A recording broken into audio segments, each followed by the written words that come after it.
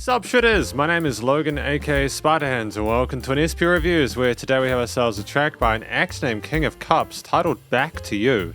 And if we switch over to here, we have ourselves a track on Spotify. Now they've released a few tracks, I think Back to You, Dressed in Plastic, Live, Laugh, Love, Reflections, and we go over here, we've also got Merry Christmas. Don't Get Me Anything. And so if you like this track today, you're more than welcome to check out the rest of the discography. We're going to listen through this track from start till finish and we're going to hear what we think. Let's go. Oh, hell yeah, man. Coming in with those guitars, drums, everything else. Anthemic lead line.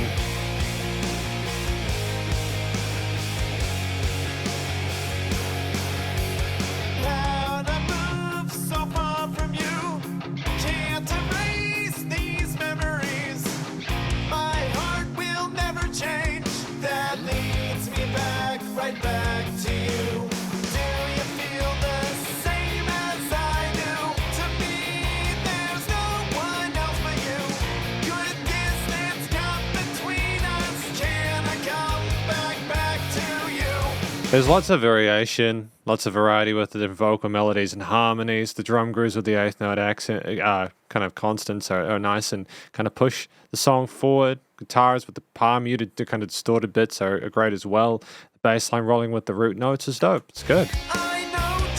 Obviously, we've got some home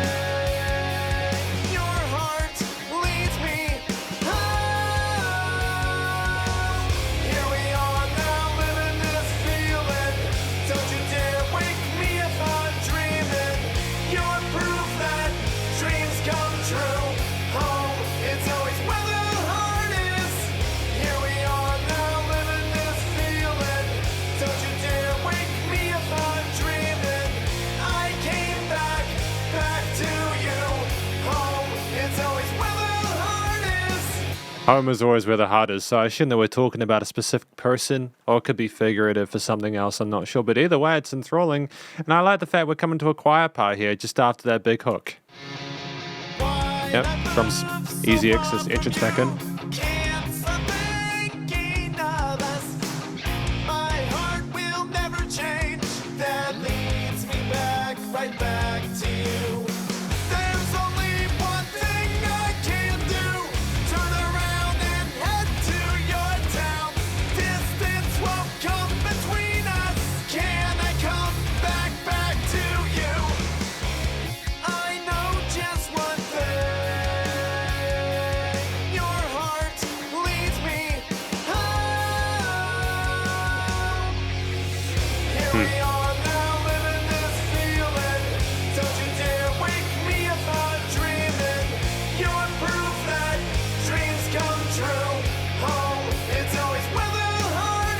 Kind of reminds me a lot of the old rock kind of pop punk stuff happening in the mid 2000s. You know, it's great music.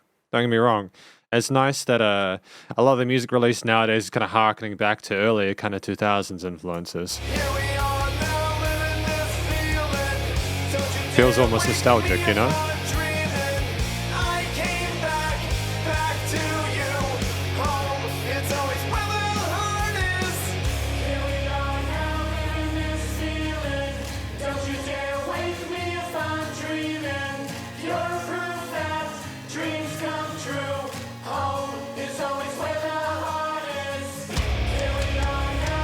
Huge sound to those strings, man. Great tone focus.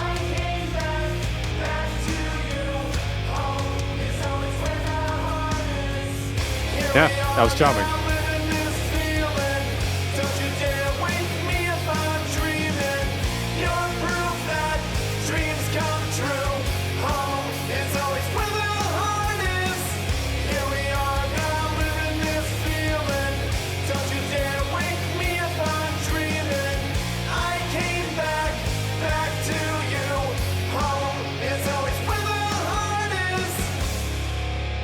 No, it's fantastic. Really good. I like that choir on top. I'm wondering if they've got a choir in the notes for this track. I'm going to probably figure that out in the conclusion. I mean, I've you know, like they provide information on the tracks, obviously, and like descriptions for the various social medias and stuff like that, but it's always good to, you know, sort of confirm these things. But it's great. It's great, man. I think these guys are a two-piece, if I'm not mistaken. And welcome to the conclusion of my review of this track from an act named King of Cups, titled Back to You.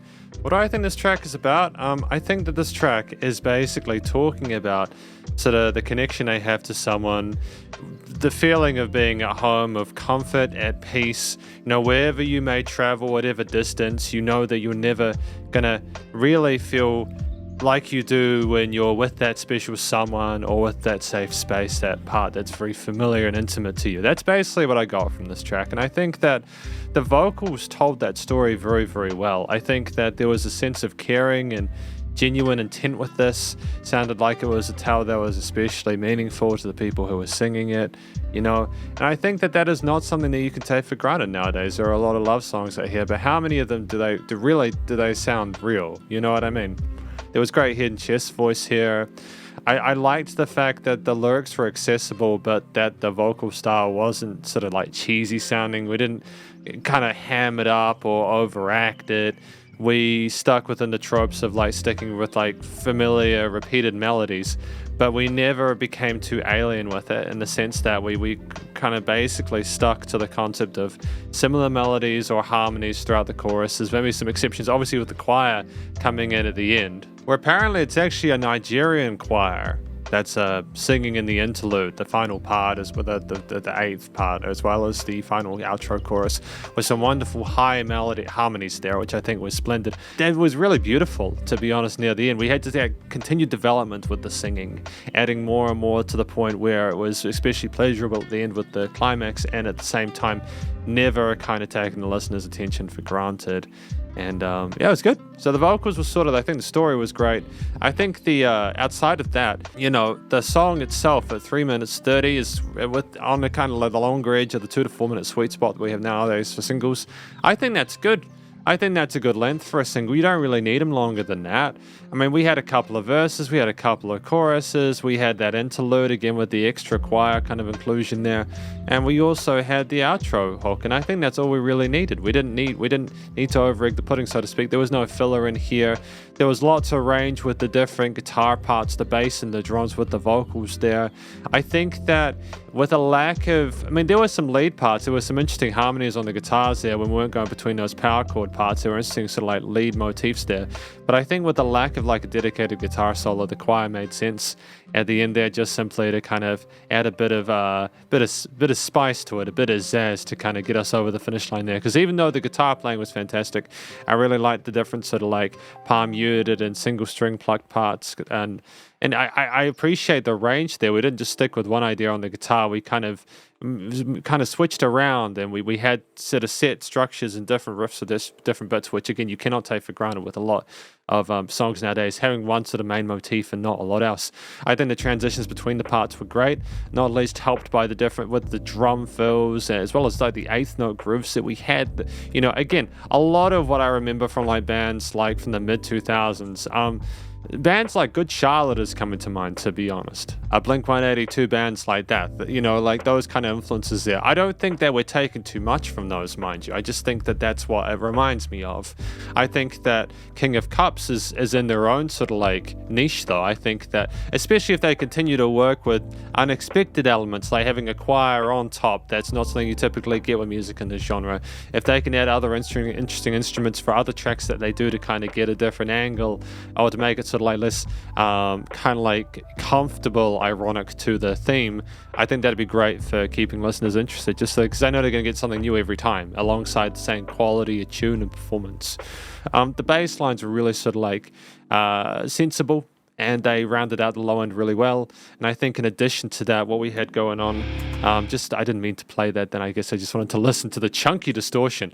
The guitar tone was solid, by the way. That's more of a production thing, but I suppose it's also having the distorted parts there, just really sizzled, man. It was such a tight mix, but I don't want to get into the production quite yet. I think with the combination of the various bass grooves, the drum chops, and the vocal riffs and leads, as well as the choir vocals and the main harmonies and melodies there, the story and it's just the theme itself, the accompaniment, what it was performing made a lot of sense. I mean, it did sound like we were kind of nostalgic for something. It kind of reminded me a lot of music from the mid 2000s, as I've said before, probably too many times at this point, but That made me feel nostalgic, like I was longing to be back there, although I didn't really enjoy my time as a teenager, so I guess it's a bittersweet experience. But yeah, definitely. I think you can kind of get a sense of warmth and love from the riffs there. We didn't have a lot of complexity with the individual chords themselves. Like, we didn't have too many extensions in there or anything like that to kind of say, hey, I miss them. But, you know, it's more kind of a case of, hey, I just, you know, I've got these kind of really kind of simple feelings that I have, and I want to express them. Not simple as in like kind of like basic, but what I mean is that it's easy for you to relate to. I suppose at the end of the day, with these themes and motifs, the complexity of any complexity within the track came from the different like recorded guitar parts overlapping with the bass and drums and then the vocals and the choirs and everything. But the individual kind of chords and the bass lines themselves like that weren't too zazzy or spicy in the sense that they weren't too complicated. I think that suited the track well. I think keeping some parts and having a sense of equilibrium with the complexities. Finally, the studio recording, mixing and mastering, the production, I think was dope. It was tight.